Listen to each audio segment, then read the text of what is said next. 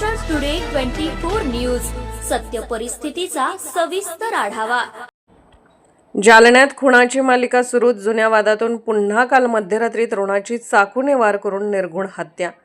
नवीन जालना परिसरातील गुरु Govind Nagar Narayana E techno school समोरील घटना। जालना शहरात गुन्हेगारीने पुन्हा एकदा डोके वर काढले असून काल मध्यरात्री एका तरुणाची चाकूने बोगसून हत्या करण्यात आल्याची धक्कादायक घटना घडली आहे। या घटनेमुळे संपूर्ण शहरात खळबळ उडाली असून नागरिकांमध्ये भीतीचे वातावरण पसरले आहे। नवीन जालना परिसरातील गुरु Govind Nagar Narayan E techno school समोर मध्यरात्री 3 वाजण्याच्या सुमारास शाहिद सगीर शेख वय 26 वर्ष या तरुणाची चाकू भोगसून हत्या करण्यात आली आहे। दरम्यान या प्रकरणी सदर बाजार पोलीस ठाण्यामध्ये गुन्हा दाखल करण्यात आला असून एका आरोपीला पोलिसांनी ताब्यात घेतल्याची माहिती आहे। तर जालना शहरात बटन गोळी नशा सुरू आहे, त्यामुळे अशा घटना समोर येत आहेत। जालना शहरात सगळीकडे बटन गोळी मेडिकलवर मिळत आहे अशी मागणी सामाजिक कार्यकर्ते अकबर खान यांनी केली आहे।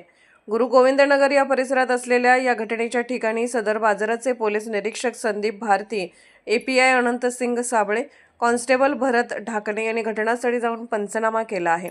पुढील अधिकचा तपास सदर बाजारचे पोलीस निरीक्षक संदीप भारती हे करत आहेत। महाराष्ट्र टुडे मराठीसाठी ब्युरो रिपोर्ट विलास गायकवाड, जालना।